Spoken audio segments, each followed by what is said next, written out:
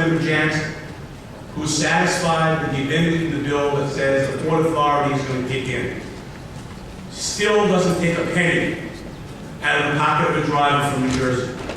And I will remind my colleagues that 1/3 of the revenue generated by the Port Authority is generated by New York's 2 airports. So I don't know who's going to pay that $1 billion, but it certainly isn't going to be the motorist coming over the GW Bridge. That's not who's paying. So that ought to be considered. You said what's at stake here is too important, and I agree that what's at stake here is too important. Other than the integrity of this institution, what's at stake here is the social fabric of our city. My good friend Freddie Ferrer was trashed by the Bloomberg campaign machine when he said, we are 2 cities, we are becoming 2 cities. This kind of elitist approach is what he was talking about. Where the rich can play and the rest of us cannot. And that's the precedent that we're setting today. That's what's at stake today. We need not to act, but to act by doing the right thing, by saying no to this plan and coming back and finding an equitable, efficient way to pay for mass transit in this city. That's what I'm for, and that's why I'm voting no here. McMahon.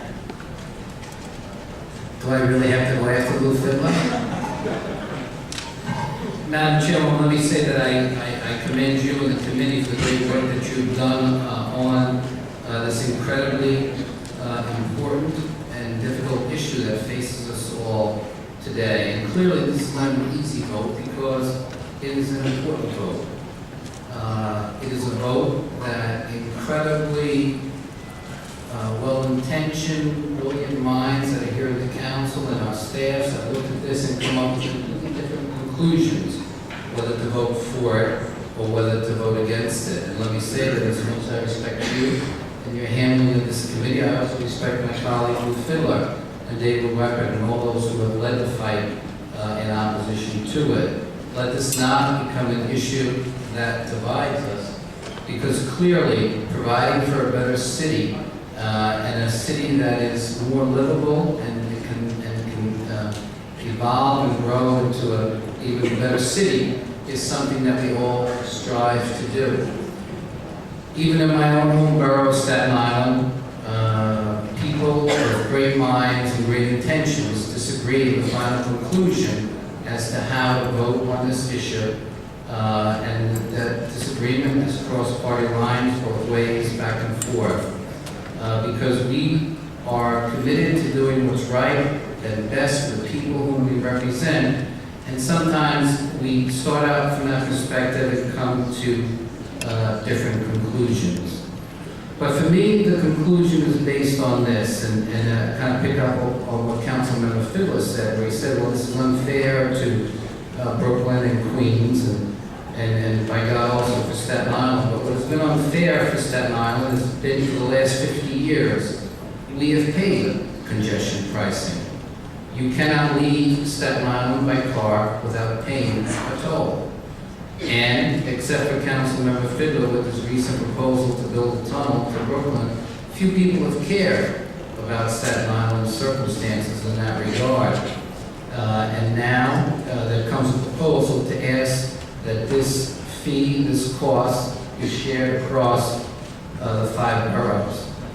And let it be known that the greatest source of income for the MTA is, in fact, the Verrazano Bridge, which is paid for by Staten Islanders. And so I think all of us in Staten Island agree that this is something that we pay, and we would like it much better if we were voting on a toll reduction or elimination for the people of Staten Island and all the people of the city of New York. And the question becomes for us, is this the best way to provide the best resources for the people whom we represent? We are very close on that. It is a very close decision. In the final analysis, for me, I believe that if we don't vote for this, we miss an opportunity to move forward on many projects that will benefit the people of Staten Island and all of the city. And my very respected colleagues get to that same point and come to a different conclusion. conclusion. I do not question their decision. I do not question the decision of those who vote no on this. This is a very, very serious matter, and one in which very serious people have come to a very close point, and in the end make a different conclusion. But for me, as I sit here and look across my borough and think about possibilities, think about changes, think about maybe someday we can have your own mass transportation, the choice for me is to vote yes. I respect the decision of my colleagues who feel that more, well, they will discuss it on their own, but certainly for me, the decision to make here is one that perhaps on a leap of faith provides better for the people whom I am charged to represent. Having said that, and knowing that now that the projects that will be built by working men and women in a tough decision, my decision is to vote yes. I vote aye.